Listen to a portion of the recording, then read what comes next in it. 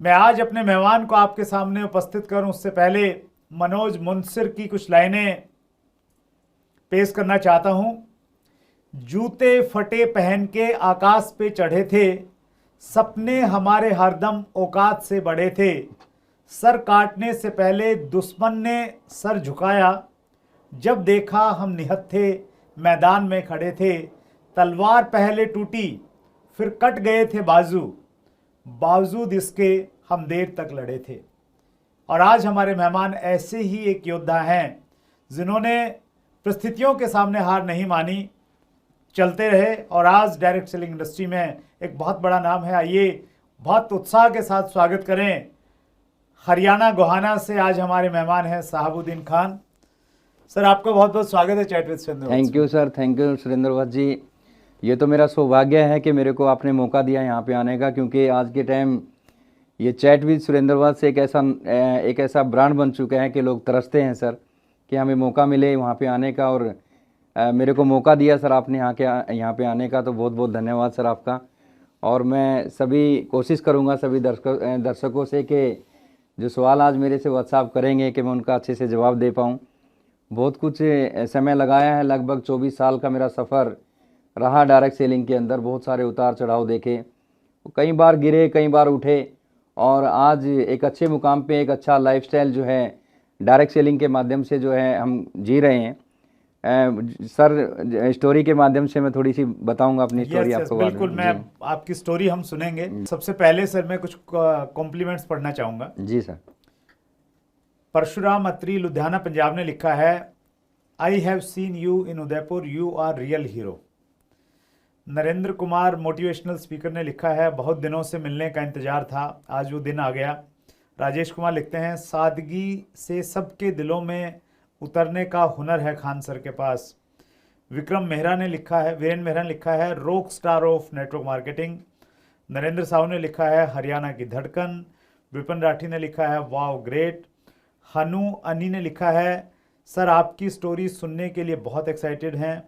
हरिकिशन आर्य ने लिखा है, बादशाह ऑफ नेटवर्क मार्केटिंग।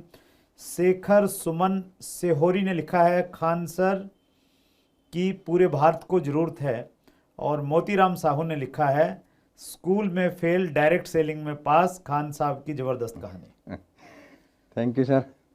आप सब लोगों ने बहुत सारे जो है मेरी तारीफ़ कर दी यहाँ पे। मैं इस लायक तो नहीं, लेकिन कोशिश करूँगा इन चीज़ों पे खरा उतरने की सर। बहुत बढ़िया सर, ग्रेट। और बहुत सारे लगभग 180 मैंने कॉम्प्लीमेंट्स पढ़े, कमेंट्स पढ़े, उसमें कॉम्प्लीमेंट्स ज़्यादा थे जी। और बहुत सारे लोग आपकी कहानी को लेके बहुत उत्साहित हैं। तो मेरा पहला प्रश्न आपसे यही है कि आपका अब तक का सफ़र जी और उससे सीखे गए सबक।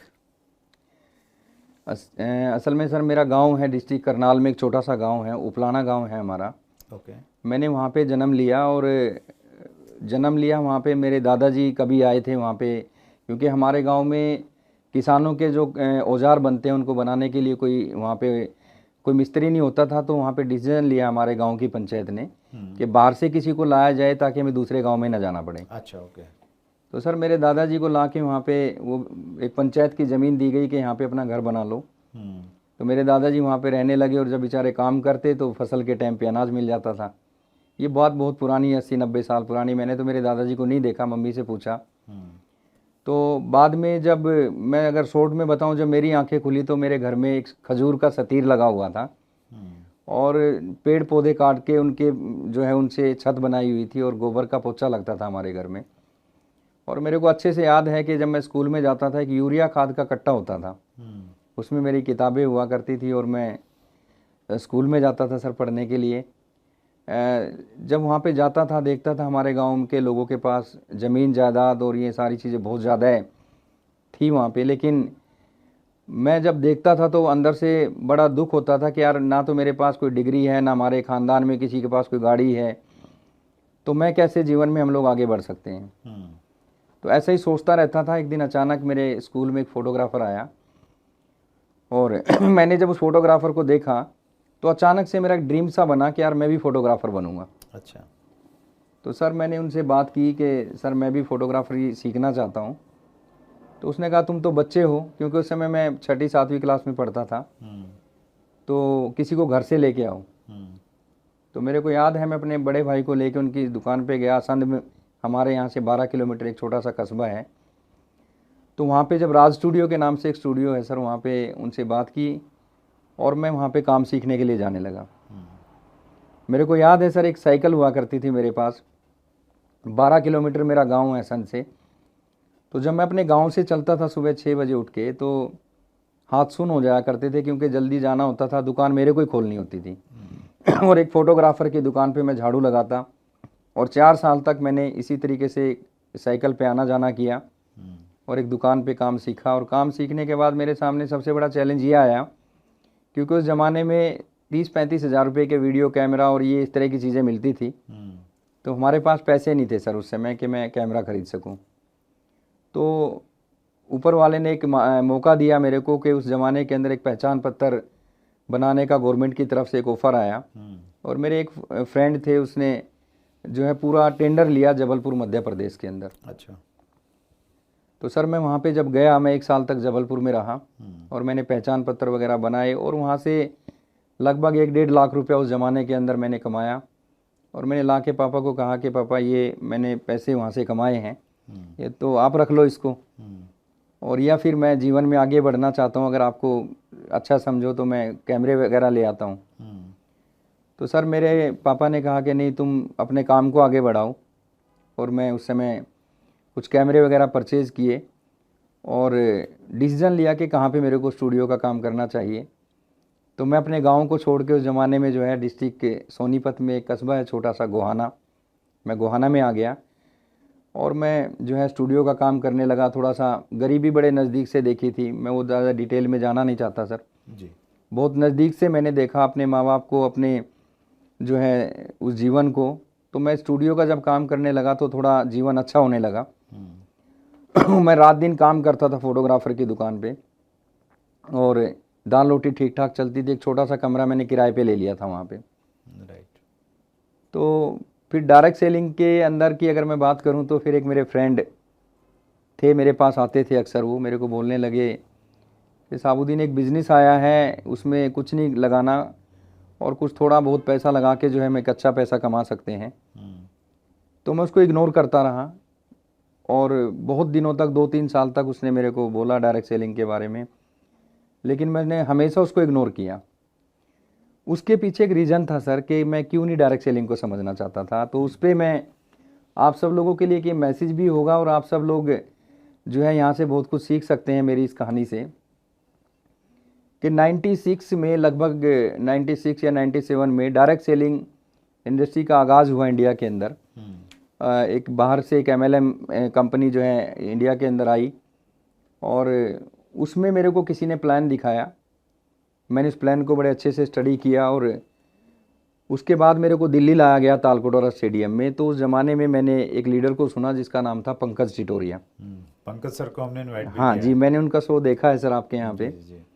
तो मैंने उसको देखने के मैं बड़ा एक्साइटेड था सर जिस दिन उनका वो शो हुआ, क्योंकि मैं हो सकता है मेरा कभी अगर उनसे मेरा ये इंटरव्यू देखें तो मैं बड़ा धन्यवाद करता हूं सर आपका, क्योंकि आपका सेमिनार पंकज सर बहुत बड़ी शख्सियत हैं और उनकी खास बात ये है कि वो हर उस इंसान को जो उनके नज़दीक जाता है बहुत प्यार करते हैं। जी जी, मैं डेफिनेटली ये इंटरव्यू उनके पास भेजूंगा। जी सर, मैं क्योंकि कभी नज़दीक से उस ज़माने में तो हमारा एक ड्रीम था कि सर ऐसे ऐसे लोगों से क्या हम भी मिल सकेंगे कभी। तो सर मैंने आपसे एक चीज़ सीखी, मेरे को नहीं पता कि आपको याद है नहीं है, तालकटोरा में आपने एक बात कही थी आज से 18 या 20 साल पहले कि आने वाला जो समय है वो डायरेक्ट सेलिंग का है, और आपने इसके बारे में बड़ी डिटेल से बात करी थी। तो मेरा दिमाग जो लोग था डायरेक्ट सेलिंग के प्रति मैं समझना नहीं चाहता था। तो मैं एकदम बहुत एक्साइटेड हुआ और मैंने डायरेक्ट सेलिंग को जाके स्टडी किया, बहुत समय लगाया इस पर।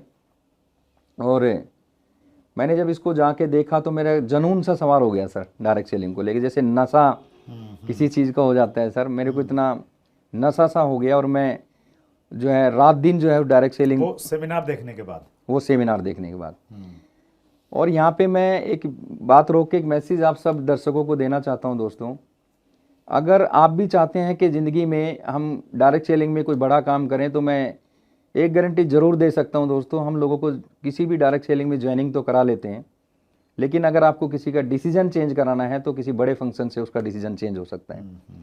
क्योंकि मैंने बहुत बार, उन्होंने मेरे को बोला, कोई ज़्यादा फ़र्क नहीं पड़ा, लेकिन एक प्रोग्राम देखने के बाद मेरा डिसीजन चेंज हुआ। इसलिए डायरेक्ट सेलिंग के अंदर सेमिनार का बहुत ज़्यादा महत्व होता है सर। और मैं ये बिल्कुल, मैं अपने लेवल पे ये चीज़ बोल सकता हूँ, पता नहीं सब लोगों को ये अच्छा लगेगा नहीं लगेगा, बिना सेमिनारों के जो बड़े फंक्शन होते हैं, मैं चैलेंज कर सकता हूँ सर, कोई भी आदमी इस इंडस्ट्री के अंदर बड़ा लेवल अचीव नहीं कर सकता, अपने ड्रीम पूरे नहीं कर सकता जब तक आप किसी बड़े फंक्शनों का हिस्सा नहीं बनेंगे। तो सर मैंने वो जुनून सवार हो गया और मैंने स्टूडियो का जो बैठता था, मैं वहाँ से मेरा फोकस आउट हो गया और मैं स्टूडियो से आउट रहने लगा। तो जो मेरा काम होता था स्टूडियो पे, लोग आते थे मेरी गैर हाजिरी में, धीरे धीरे धीरे करके मेरा स्टूडियो का काम ख़त्म होने लगा। और जो है एक दिन बिल्कुल ही आउट हो गया स्टूडियो से, मैं बैठा रहता, फिर कोई काम नहीं आता। लेकिन सर वो जो डायरेक्ट सेलिंग थी, जो आउट ऑफ इंडिया से सर वो आई थी हमारे देश में, क्योंकि आपके चैनल पे हम नाम नहीं ले सकते उसका, तो उसमें मैंने देखा कि बड़े बड़े सेमिनार होते थे, ज़बरदस्त मोटिवेशन, और मैंने वहाँ से बहुत कुछ सीखा सर। मैं सैल्यूट करता हूँ सर उन लोगों को जिन्होंने उस समय पे मेरे को सिखाया। भले ही मैंने वहाँ से कुछ कमाया नहीं कमाया, लेकिन आज मेरे को पता लग रहा है सर, मैंने जो एजुकेशन जो ली वहाँ से, और आज मैं जिस मुकाम पे हूँ जहाँ पे भी, उसका बहुत बड़ा रोल है सर। 4 साल किया, और 4 साल करने के बाद मैं आगे और पीछे देखता हूँ तो मैं एक अंधेरे से रास्ते पे खड़ा हुआ था, क्योंकि फ़ोटोग्राफी मेरी ख़त्म हो गई। और फोटोग्राफी ख़त्म हो गई, दोस्तों ने, मम्मी पापा गांव में रहते थे, मैसेज दिया पापा को कि भाई आपका बेटा तो जो है सब कुछ बर्बाद कर चुका है और ये वो। तो मैं डरता था पापा डांटेंगे अगर उनके सामने आऊँगा तो हमारे हरियाणा में सर एक कल्चर है कि जब बच्चा बिगड़ जाए तो उसकी रजिस्ट्री करा दो, मतलब उसकी शादी करवा देते हैं। अच्छा, ओके। तो मेरे मम्मी पापा ने डिसीजन लिया कि भाई जो जिम्मेदारियाँ आएंगी तो सुधर जाएगा। और बहुत कम एज में, मेरी उम्र सर 15-16 साल रही होगी उस समय। अच्छा। जी, 16 साल की मेरी उम्र थी सर। और मेरी शादी कर दी गई, और मैं गुहाना में एक छोटे से किराए के कमरे में रहता था। 5-10 दिन तो दावतों में निकल गए सर शादी की। लेकिन बाद में 10 दिन के बाद जब हम अपनी इस खोले में गए, अपने छोटे से कमरे में गए, क्योंकि स्टूडियो बंद हो गया, 500 रुपये मेरा किराया हुआ करता था सर, तो बड़ा परेशान रहने लगा कि मैं क्या करूं, बड़ा डिप्रेशन से मैं चला गया। शादी हो गई तो मिसिज ने मेरे को एक दिन कहा कि कब तक ऐसे चलेगा, आप किसी फोटोग्राफर की दुकान पे नौकरी क्यों नहीं कर लेते। तो सर मैंने डिसीजन लिया कि चलो नौकरी करते हैं। तो मैंने कई फोटोग्राफर से बातचीत की कि भाई मैं नौकरी करना चाहता हूँ। तो एक ने मेरे को ऑफ़र दिया 1500 रुपये का, और मैं तैयारी में था कि मैं जॉब करूँ। लेकिन मेरे एक दोस्त हैं मिस्टर सुदेश सैनी जी, वो एक शेर बोलते हैं हमेशा कि यूं तो जगाने के लाखों बहाने आते हैं उसको, दरों पे दस्तकें देने खुदा आया नहीं करता। तो मेरे को भगवान, वो खुदा, अल्लाह, ईश्वर किसी के पास चल के नहीं आता सर, वो किसी ना किसी को माध्यम बना के भेजता है। तो ये चैलेंज चल रहे थे, सारी चीज़ें थी। 15 जनवरी 2005 मेरे एक दोस्त भी हैं और मेरे अजीज मित्र, और बहुत कुछ सर मैंने उनसे सीखा है, मिस्टर विजय विरोधिया जी, उनको भी हमने इनवाइट किया हुआ है। जी, मैंने उनका जो देखा था सर शो उनका, और बड़ा मैं सैल्यूट करता हूं सर दिल से उनको कि कई बार गिरे, कई बार उठे, और एक ऐसे हार्ड वर्कर और एक ऐसे दिल के साफ इंसान हैं। मैंने बहुत कुछ सर उनसे सीखा, और अचानक से वो मेरे पास आ गए। उनके पास एक, उस समय जब पहली बार मैं जानता था जब विजय जी को, तो उनके पास कोई गाड़ी नहीं हुआ करती थी। ओके।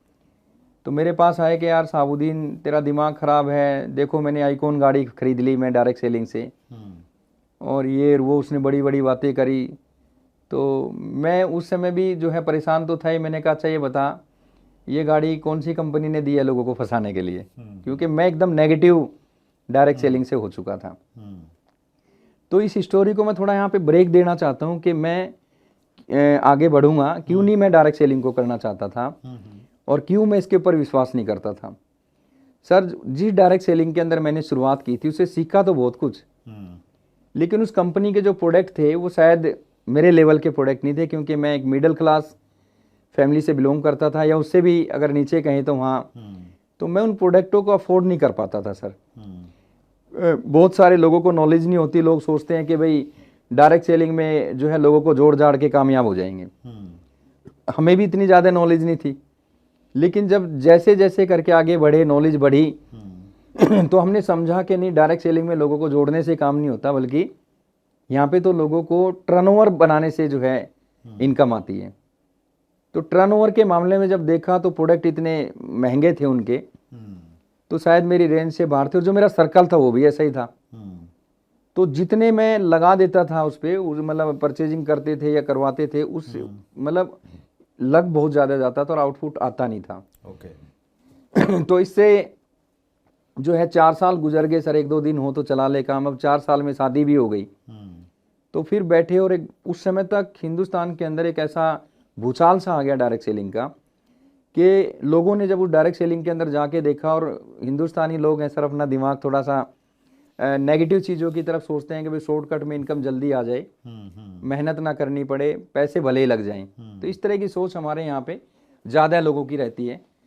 तो उस समय पे जब इस तरह की कंपनी आई, हालांकि मेरे को ये सही और गलत में पता था, एथिकल और अनएथिकल, लेकिन सर मजबूरी के कारण मैंने सोचा कि चलो यार ट्राई करते हैं, थोड़ा बहुत कमा के फिर किसी अच्छी कंपनी को चुन लेंगे। सर बहुत लंबी एक लिस्ट है, मैं नाम नहीं लेना चाहता। डायरेक्ट सेलिंग के नाम पे बहुत सारी कंपनियां उस समय मार्केट में आई, मैंने भी उनमें काम किया, मजबूरी की वजह से काम किया, और कुछ कंपनियां हमने छोड़ दी और कुछ कंपनियों को हमें छोड़ के चली गई। ओके। तो इस तरह का मामला जब रहा, और कुछ कुल मिला के सर जब देखा तो कुएं में से निकल के जो है ना, वो खाई में से निकल के कुएं में गिर गए। यहाँ पे भी मैं आप सब दर्शकों को एक मैसेज देना चाहता हूँ, बड़े ध्यान से मेरी इस बात को सुनना दोस्तों। हम शॉर्टकट के चक्कर में कई ऐसी चीज़ें गवा देते हैं जो ज़िंदगी में पैसे से नहीं कमा सकते आप। मैं शॉर्टकट में गया, आज ये कंपनी कल वो कंपनी, और लोगों की नज़रों में मेरी एक ऐसी इमेज बन गई कि यार ये तो ऐसे ही लोगों को जो है ज्वाइनिंग कराने का, आज ये कंपनी, ये तो लोगों को लूटने खसूटने का काम करते हैं। तो मैं बिल्कुल बर्बाद हो गया सर। डायरेक्ट सेलिंग के प्रति मेरे दिमाग में नफ़रत पैदा हो गई कि ये सारी की सारी चीज़ें बकवास होती हैं, फालतू होती हैं, ये कुछ नहीं होता। और मैं एकदम जो है डायरेक्ट सेलिंग की दुनिया से बाहर हो गया। और अब मैं वापस वहाँ पे आता हूँ जहाँ विजय विरोधिया जी मेरे पास आए, जहाँ पे मैंने अभी ब्रेक दिया था इसको कि सर तुम क्यों नहीं करना चाहते। तो एक नफ़रत सी पैदा हो गई थी। तो उसने मेरे को फिर बोला कि नहीं साबुद्दीन, तुम स्टडी करो, एथिकल क्या होता है, अनएथिकल क्या होता है, तेरे को यार नॉलेज है, एक बार और बैठते हैं। और मैं धन्यवाद करता हूँ विजय जी आपका कि 15 जनवरी 2005 को इन्होंने मेरा विज़न क्लियर किया। लेकिन एक चीज़ मैं और भी यहाँ पे बताना चाहता हूँ सर, जिस डायरेक्ट सेलिंग के अंदर विजय विरोधिया जी काम करते थे, उन्होंने ज़बरदस्ती मेरे से डॉक्यूमेंट्स ले लिए थे 2002 में। अच्छा, ओके। 2002 में मेरे से डॉक्यूमेंट्स ले लिए थे, और कहीं ना कहीं उन्होंने मेरी आईडी उस कंपनी के अंदर लगा दी थी। Okay okay okay. तो लेकिन मैं काम नहीं कर पाया वहाँ पे, क्योंकि मैं नफरत करता था डायरेक्ट सेलिंग से। तो 2005 को मिसिज भी बैठी हुई थी, वो टेढ़ा टेढ़ा देख रही थी कि बड़े मुश्किल से पीछा छुड़ा था और ये फिर आ गया आज, फिर बड़े मुश्किल से अब ये 1500 की नौकरी के लिए तैयार हुए थे। तो विजय विरोधिया जी से मैंने वादा किया कि भाई चलो ठीक है, सोचता हूँ, क्योंकि मेरी मजबूरी हो चुकी थी और कोई रास्ता नज़र नहीं आ रहा था। तो विजय विरोधिया जी ने पेपर पे दिखाया कि सर जिसकी वजह से आप नेटवर्क मार्केटिंग से बाहर हुए, डायरेक्ट सेलिंग से, हमारे जो प्रोडक्ट है वो इंडियन कल्चर के हिसाब से हैं। अच्छा। इंडियन मेंटेलिटी के हिसाब से हैं, उसके रेट और उसका सारी चीज़ें जब मैंने देखी तो मेरे को लगा, क्योंकि नॉलेज तो थी सर मेरे को डायरेक्ट सेलिंग की, कि यार यहाँ पे कुछ हो सकता है। और 15 जनवरी 2005 को मैंने वादा किया और मैंने कहा कि ठीक है सर मैं काम करूँगा। तो ये बोल के विजय विरोधिया जी तो चले गए, लेकिन मैं 3 दिन हो गए घर में ही रहा। अच्छा। तो मेरी मिसेज ने कहा कि झूठ बोलने की क्या ज़रूरत थी विजय जी को, भाई ऐसे ही बोल देते मेरे को नहीं करना। तो मैंने कहा फील्ड में जाने के लिए पैसा चाहिए और मेरे पास पैसे नहीं है, मैं कैसे फील्ड में जाऊँ। तो मेरा स्टूडियो ख़त्म हो गया, सारी चीज़ें ख़त्म हो गई, तो नई नई शादी हुई थी। तो मेरी मिसेज ने मेरे को बेचारी ने पता नहीं कहाँ से 700 रुपये दिए सर, वो छुपा के रखे हुए थे उसने कहीं से। बोला अगर इनसे काम चलता हो तो ये 700 रुपये मेरे पास हैं। तो उस दिन मेरी आंखों में आंसू थे सर कि ये कैसी ज़िंदगी है और कैसे जीवन कटेगा। लेकिन सर जुनून सा था दिमाग में, कुछ करना चाहता था। वो 700 रुपया लेके मैं यमुनानगर गया, मेरे एक दोस्त रहते थे वहाँ पे। अच्छा। सबसे पहले तो सर डायरेक्ट सेलिंग में असल में मैं अपने भाइयों के पास गया, मेरे बड़े भाई थे, उन्होंने मेरी बात नहीं सुनी, क्योंकि अब अपने लोग इस चीज़ को समझना नहीं चाहते। और ऐसी ऐसी चीज़ें सुनने को मिली कि अपनी ज़िंदगी तो बर्बाद कर ही ली, तो अब हमारी करेगा। सारा दिन मेंबर बनाता घूमते हैं, अपने बच्चों के बारे में ध्यान नहीं रखता, ये इस तरह की चीज़ें। लेकिन मेरे एक दोस्त थे यमुनानगर में सर, उसके पास मैं गया, उसने मेरी बात को सुना और मेरा बहुत साथ उसने दिया, हमने काम करना शुरू किया। और सर एक दीवानगी के साथ हमने काम शुरू किया। अच्छा। और वो वापस वो जुनून, वो एक विश्वास सा पैदा हो गया। और हमने रात दिन मेहनत की, और मतलब एक पैसे हमारे पास हुआ नहीं करते थे। आज भी मेरे को याद है कि रुड़की के पास एक होटल पे हम रुके, ढाबे पे जो ट्रक वालों के होते हैं। तो मैंने अपने दोस्त से कहा कि कुछ है? बोले यार इतने तो नहीं है कि होटल में रुक सकें। तो हमने ढाबे वाले से बात की, हमने कहा कि यार हमारे 4-5 ट्रक आगे गए हुए हैं, वो आएंगे यहाँ खाना खाएंगे, हम जब तक आराम कर रहे हैं। गर्मियों के दिन थे और ढाबों पे खाटें पड़ी होती हैं बाहर। सर हम उसमें रात को सो जाते थे। अब कहाँ के ट्रक आने थे सर, हमने तो सोना था रात को। ऐसे टाइम पास करते थे सर। लेकिन कुछ ऐसी अनलीगल कंपनियां मार्केट में थी जहाँ पे वो बंदा पहले काम करता था, मेरा दोस्त। तो सर यहाँ पे हमने कुछ इस तरह की भी चीज़ें की, थोड़ा सा अजीब लगेगा आप सब लोगों को सुन के, कि वो जिस डायरेक्ट सेलिंग कंपनी नहीं कहूँगा, एक स्कीम में काम करते थे। तो उसने अपने एमडी से मेरे को मिलवाया कि सर ये साबुद्दीन खान है, बहुत अच्छे नेटवर्कर हैं, ये वो। और बात हमारी हो चुकी थी उस डायरेक्ट सेलिंग को करने की जिसको हम करना चाहते थे। अब पैसे तो थे नहीं, हमें तो व्हीकल चाहिए था। अब उसकी गाड़ी उठाते, उसी का पॉम्पलेट लेके उल्टा करके उसी पे प्लान दिखाते थे जो अच्छा जिस डायरेक्ट सेलिंग में मैं अभी हूँ। तो बहुत सपोर्ट मिला सर, इस तरीके से काम किया। 15 दिन सर मैंने जो है वर्किंग की और काम करने लगा। तो उस दोस्त के साथ रहा। तो 700 रुपया हमने, मेरे साथ एक घटना घटी कि जब मैं यमुनानगर था, तो उसने कहा कि साबुद्दीन एक हमारे रिश्तेदार हैं रुद्रपुर में, अच्छा चलो वहाँ चलते हैं। सर एक मोटरसाइकिल पे हम गए, सर्दियों के दिनों में, पूरा ठंड का मौसम था और बुरा कपड़े गिले हो रखे। एक दरवाज़ा ठोका, उसका जब खुलवाया उससे, बोले तुम कहाँ घूम रहे हो यार इतनी सर्दी में। उसने बेचारे ने कपड़े दिए हमें, बैठे आराम से।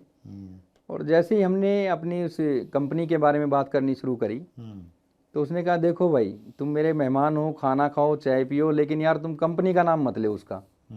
अच्छा। हाँ। तो सर वो जो बंदा मेरे साथ गया था वो भी हिल गया, बोला यार ऐसी तैसी ऐसे बिजनेस की। तो उसमें से जो है वो बंदा भी थोड़े दिन के नेगेटिव हो गया और छोड़ गया बिजनेस को सर।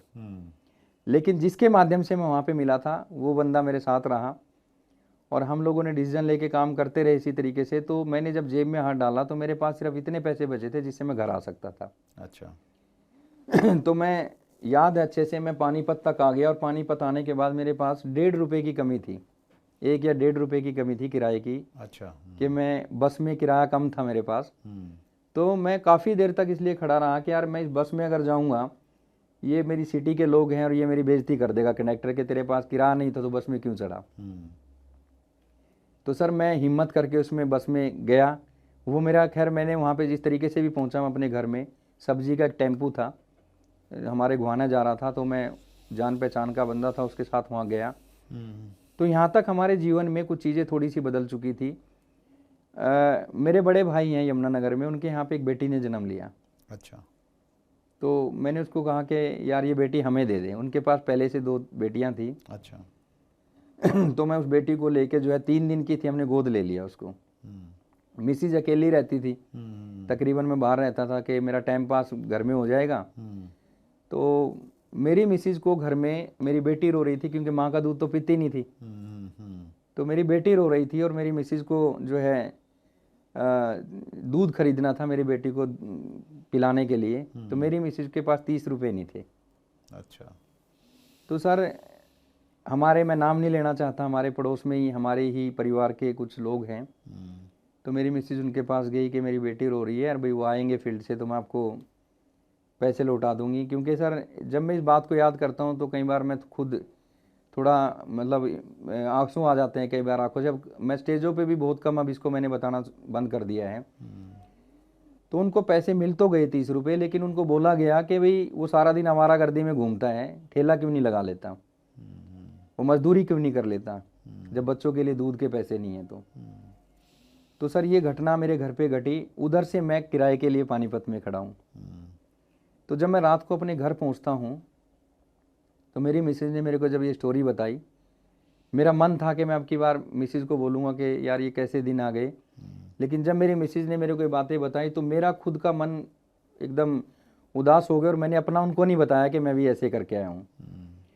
तो यहाँ पे भी अपने दर्शकों को मैं एक बहुत बड़ा मैसेज देना चाहता हूँ कि आज बहुत सारे लोग डायरेक्ट सेलिंग को छोटी छोटी चीज़ों से छोड़ के चले जाते हैं। आज ये हो गया, आज वो हो गया। सर मैं यहाँ पे मैसेज ये देना चाहता हूँ कि मैं जब ये घटना मेरे साथ घटी तो मेरी मिसेज ने मेरे को एक बात कही कि ज़िंदगी में खान मैं आपके साथ खड़ी हूँ, तुम आगे बढ़ो।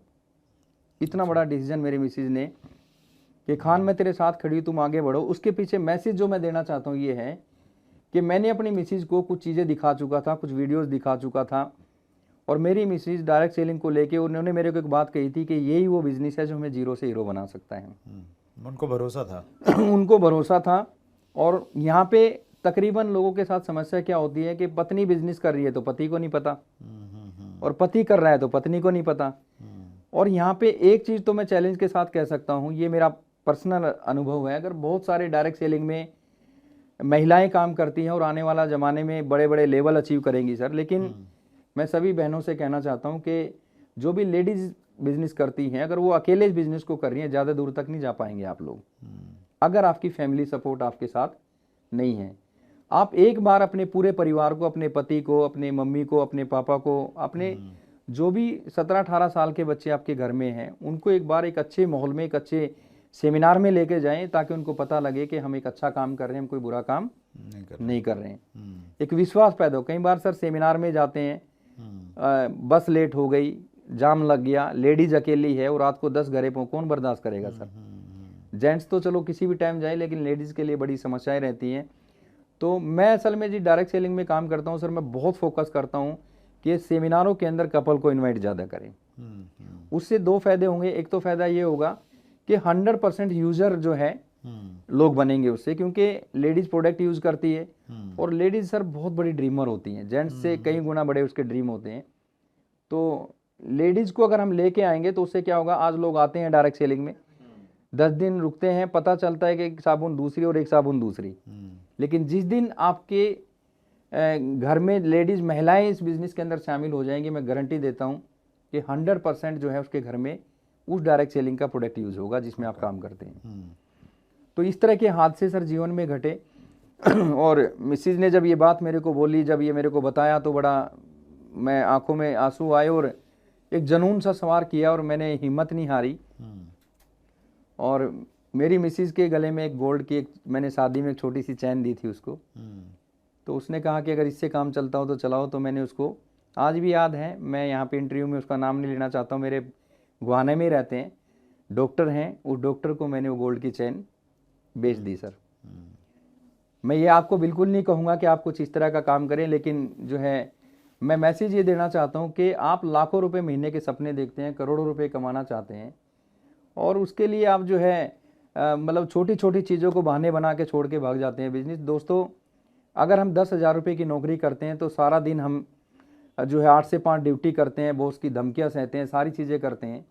अगर आप 1 लाख रुपए या 10 लाख रुपए महीने की बात करते हैं सर, उसी तरह का आपको काम भी करना पड़ेगा, उसके लिए आपको सेक्रीफाइस भी करने पड़ेंगे सर। ऐसा नहीं है कि भाई डायरेक्ट सेलिंग को जादू की छड़ी है और आपने हिला दी तो आपको पैसा आ जाएगा। तो मैंने बेचा वहाँ पे, और मैंने उस चैन के माध्यम से कसम खाई कि ज़िंदगी में पीछे मुड़ के नहीं देखूँगा, बहुत बड़ा काम करूँगा। उस कहानी ने सर मेरी ज़िंदगी को बदल के रख दिया कि इस तरह की ज़िंदगी मेरे को नहीं जीनी, मैं बहुत बड़ा काम करूँगा सर। मैंने रात दिन, मेरा कोई दोस्त, मैं अपने सेमिनारों में कहता हूँ उस चीज़ को कि हालांकि आप सब ट्राई कर लेना इस चीज़ के बारे में कि 3 लोगों के भरोसे बिजनेस को कभी मत करना। नंबर 1, आप सोचते होंगे कि यार मेरा जो है रिश्तेदार जो है बहुत अच्छे हैं, वो मेरे साथ आ जाएंगे। दोस्तों, एक अंदर की बात आपको बताता हूँ, रिश्तेदार कभी भी नहीं चाहेगा कि मेरा रिश्तेदार मेरे से आगे निकल जाए। ये मेरा पर्सनल एक्सपीरियंस है सर। दूसरा, आप सोचते होंगे कि यार मेरे दोस्त बहुत अच्छे हैं। सर मैं ये भी गारंटी दे सकता हूँ कि कोई भी दोस्त अंदर से ये नहीं चाहता कि मेरा दोस्त आगे निकल जाए। ये अंदर की बात बता रहा हूँ, बाहर तो बहुत कुछ होता है सर अलग से। और तीसरा, आप सोचते होंगे कि यार मेरे पड़ोसी बहुत अच्छे हैं। तो पड़ोसी तो सर ये हमेशा सोचते हैं कि लाओ यार एक मुल्ला जी से ताबीज़ बना के साले का इसका नाश कैसे हो। तो इस तरह की भावनाएं, क्योंकि आज के टाइम अगर पड़ोसी कामयाब हो रहा है तो देख के खुश नहीं है सर। लेकिन भाई मैंने इन तीनों पे ट्राई किया, मेरे को रिजल्ट नहीं मिले। आप एक बार सब लोग ट्राई कर लेना, क्या पता आपका दोस्त कोई अच्छा हो, पड़ोस में से रिजल्ट मिल जाए। लेकिन मेरे को कोई रिजल्ट नहीं मिले सर। तो मेरे को फिर मैं परेशान हुआ, और मैंने जो गुरु थे मेरे डायरेक्ट सेलिंग के, आज इस दुनिया में नहीं है, उन्होंने मेरे को बताया कि साबुद्दीन, अजनबी लोग इस बिजनेस के अंदर आपको कामयाब करेंगे। और अजनबी लोगों से आप किस तरीके से मिल सकते हो, किस तरीके से बात कर सकते हो। फिर सर मैंने अपने अंदर से एक जो शर्म सी होती है, एक झिझक सी होती है, उसको हटाया। जो भी बंदा मिलता वो एक चीज कहता, दुनिया घूम रही है बेरोजगार, किसी को छेड़ लो, किसी को राम राम नमस्ते सलाम करोगे कोई गाली नहीं देगा। सर मैं किसी के साथ भी इस तरीके से करना शुरू कर देता था। और मेरा बिजनेस एक यहाँ पे भी एक मैसेज देना चाहता हूँ, गुहाना के अंदर मैंने बहुत लोगों को ट्राई किया। फिर मैंने एक आइडिया लगाया कि यार मैं अपने बिजनेस को, मैंने सब लोगों को प्लान दिखा दिया, अब क्या करूँ मैं। तो हमारे यहाँ पे एक बड़ौदा चौक है, उसमें इस लाइन से लेके और बड़ौदा फाटक तक कम से कम 1000 दुकानें होंगी। मैंने सोचा यार ये भी तो आदमी है। तो मैं एक पेंट की दुकान पे, मैंने कहा कल से एक दुकान से शुरू करूंगा और फाटक तक प्लान दिखाना है। तो मैं सर उस पेंट की दुकान पे गया और बैठ गया। काफ़ी देर हो गई। पेंट वाले ने पूछा भाई साहब कौन हो आप। मैंने कहा यार मेरा एक दोस्त आना था, वो कह रहा था कि यार यहाँ से पेंट खरीदना है, पेंट की दुकान पे मिलेंगे। अब उसने सोचा यार ये तो कोई ग्राहक है, मेरा पेंट लेके जाएंगे। अब जब और 10 मिनट हो गए, बोला भाई साहब कहाँ से हो आप। तो मैंने कहा सर मैं यहीं बड़ौदा इसमें ईदगाह में रहता हूँ। अच्छा क्या काम करते हो। मैंने कहा यार इसीलिए तो बैठा था मैं इतनी देर से कि ये मेरे से पूछे कि क्या काम करते हैं। सर आप यकीन करके मानना, लगभग मैंने 500 लोगों को प्लान दिखाया, जिसमें कुछ लोग ज्वाइनिंग भी हुए लेकिन काम नहीं किया किसी ने। फिर एक रास्ते में एक दुकान मिली, उसका रोडी डैश का काम करता था, बिल्डिंग मटेरियल का काम। क्योंकि मेरा तो रोज का काम था कि 10 दुकानों पे प्लान दिखाना आज। तो उसके पास जब मैं गया, वो बंदा थोड़ी सी जानकारी रखता था डायरेक्ट सेलिंग के बारे में, उसका नाम था पप्पू रोडी वाला। अच्छा। तो मैंने उससे बातचीत की, उसको प्लान दिखाया, वो कहने लगा कि ठीक है। उस बंदे के माध्यम से सर मेरे को जमुनानगर का कॉन्टैक्ट मिला था। अच्छा। और उस बंदे के माध्यम से मेरा जो मामला शुरू हुआ, मैंने लिस्ट में से लिस्ट निकालनी शुरू करी। ओके। और उसके माध्यम से मैं अजनबी लोगों में घुसता चला गया।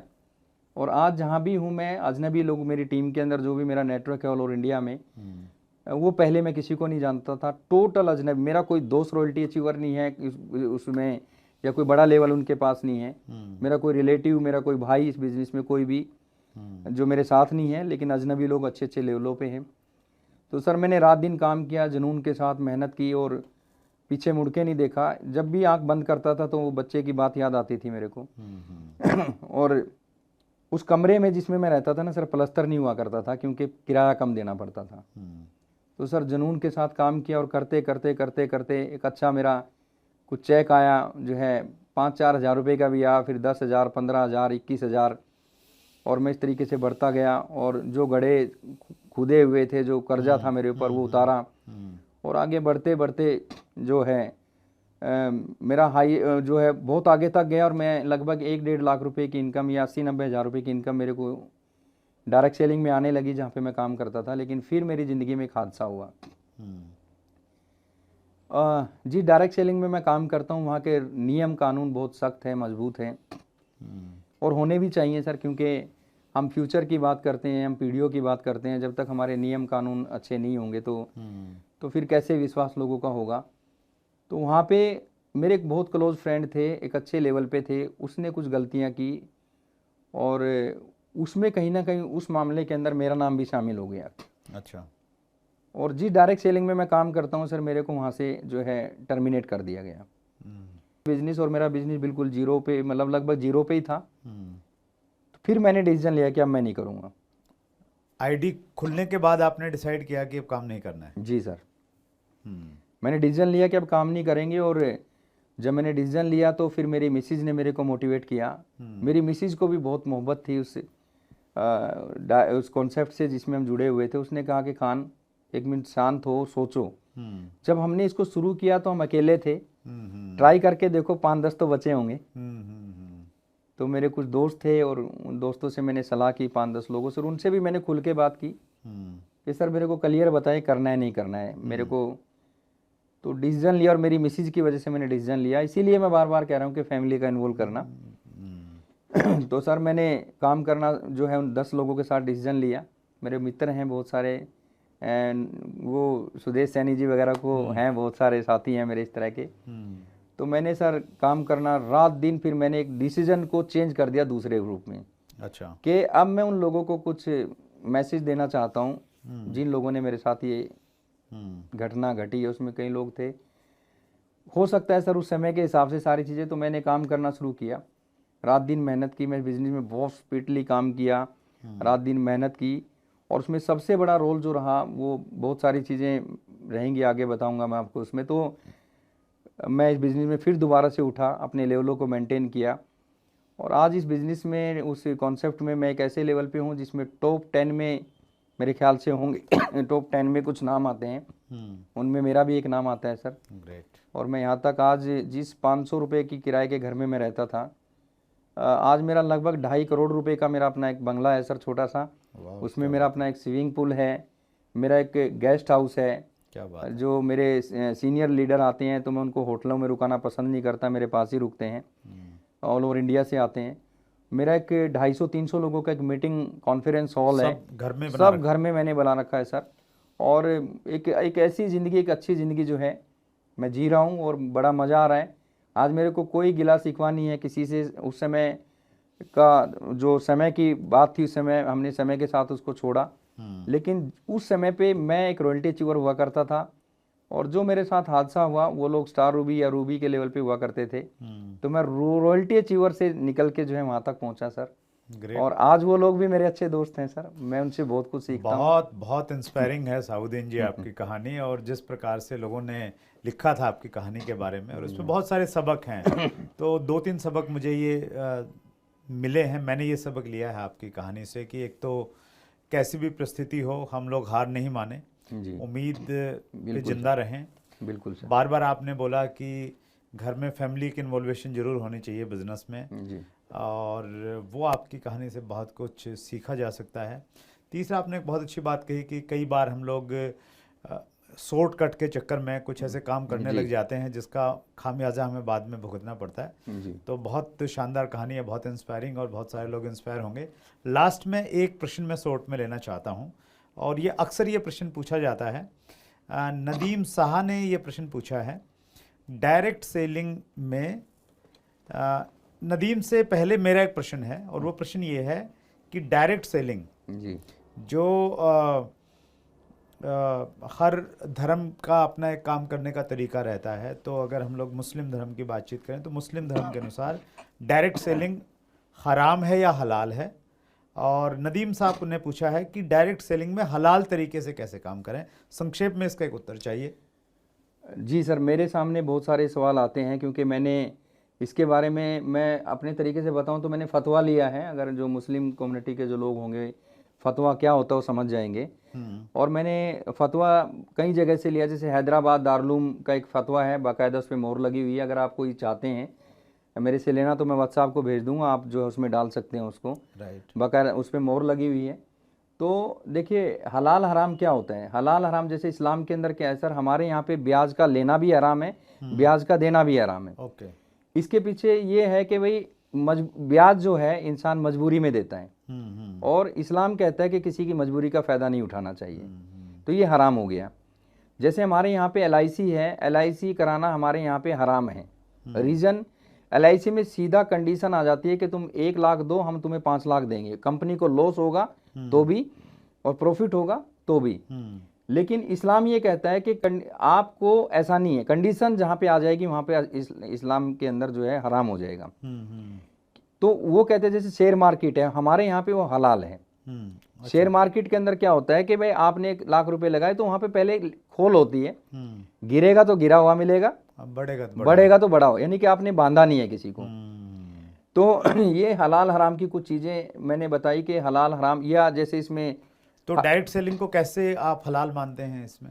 वो वहीं पे सर मैं उसी की बात कर रहा हूँ एक इसमें दूसरा शब्द ये भी जोड़ सकते हैं, हलाल हराम में ये भी चीज़ आती है कि जैसे फॉर एग्जाम्पल कोई आदमी ने सत्संग ले रखा है, अब वो बेचारा वेजिटेरियन है, लेकिन वो कुछ ऐसे प्रोडक्ट मार्केट से खा रहा है जिसमें पता चला कि सुअर की चर्बी का पाउडर मिला हुआ है या किसी जानवर का पाउडर मिला हुआ है तो उसका तो बेचारे का पूरा मामला ही भ्रष्ट हो गया ना।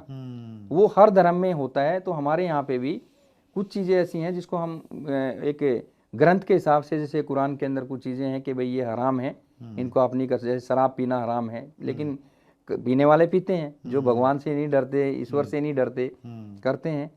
तो ये हराम हलाल में दूसरी चीज़ ये है कि सर हराम हलाल को लेके जो फतवे मिलेंगे आपको, बहुत सारे नेगेटिव भी मिलेंगे जिसमें हराम इसको बता दिया डायरेक्ट सेलिंग को, अच्छा, और बहुत सारे आपको हलाल भी मिलेंगे। अब ये ऐसा क्यों है, इसके पीछे मैं सभी दर्शकों से कहना चाहता हूँ कि फतवा देने का अधिकार मुफ्ती साहब का होता है।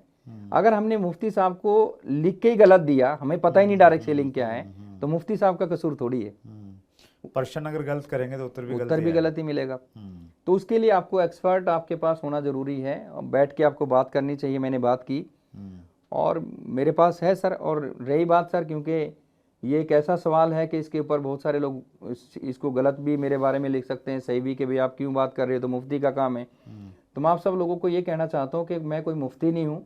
मैंने ट्राई की, मैंने फतवा लिया, मैं काम कर रहा हूँ, मेरे को ये हलाल लग रहा है, मैं कर रहा हूँ। आपको अगर हलाल लगता है तो आप करिए, अगर आपको हराम लगता है तो मत करिए, लेकिन जानकारी जरूर लीजिए उस आदमी से जिस आदमी को जानकारी है इसके बारे में। और वो फतवा मेरे पास है, मैं सर के माध्यम से आपको भेज दूंगा। हाँ, तो हम एक काम कर सकते हैं सर, अगर आप मुझे उपलब्ध करवाएंगे तो उसका एक पीडीएफ हम लोग डिस्क्रिप्शन में डाल देंगे। एक ही पेज है सर। हाँ बस ठीक है, वो भेज दूंगा। तो डिस्क्रिप्शन में ही हम लोग डाल देंगे। तो जो भी व्यक्ति इंटरव्यू देखेगा, डिस्क्रिप्शन में नीचे उसको एक पीडीएफ का लिंक मिल जाएगा और वहां से वो देख के उसको क्लियर कर सकता है। ये एक बहुत बड़ी समस्या थी साहुद्दीन जी। मैं भी पूरे देश में जब डायरेक्ट सेलिंग का बिजनेस करता हूं तो बहुत सारे लोग, अब तो नहीं लेकिन शुरुआत में बहुत सारा इस प्रकार का प्रश्न आता था और आपने उसका जवाब दे दिया। आपकी कहानी बहुत इंस्पायरिंग, आपका बहुत अनुभव है। आज बहुत कम समय है हमारे पास में, लेकिन आगे हम लोग दोबारा मिलेंगे। समय निकालने के लिए साहुद्दीन जी बहुत बहुत धन्यवाद। थैंक यू सर, बहुत बहुत धन्यवाद। Thank you sir. सो ये थे Sahabuddin Khan, direct selling industry में एक बहुत बड़ा नाम है। अगले मंगलवार को रात्रि 8 बजे एक और बड़ी पर्सनैलिटी से आपकी मुलाकात होने वाली है। लेकिन अब तक अगर आपने चैनल को सब्सक्राइब नहीं किया है तो कैसे मालूम चलेगा कि कौन पर्सनैलिटी कब आने वाली है। सो सब्सक्राइब कीजिए और इसी प्रकार से अपना प्यार बनाए रखिए, अपना ख्याल रखिएगा। बहुत बहुत धन्यवाद।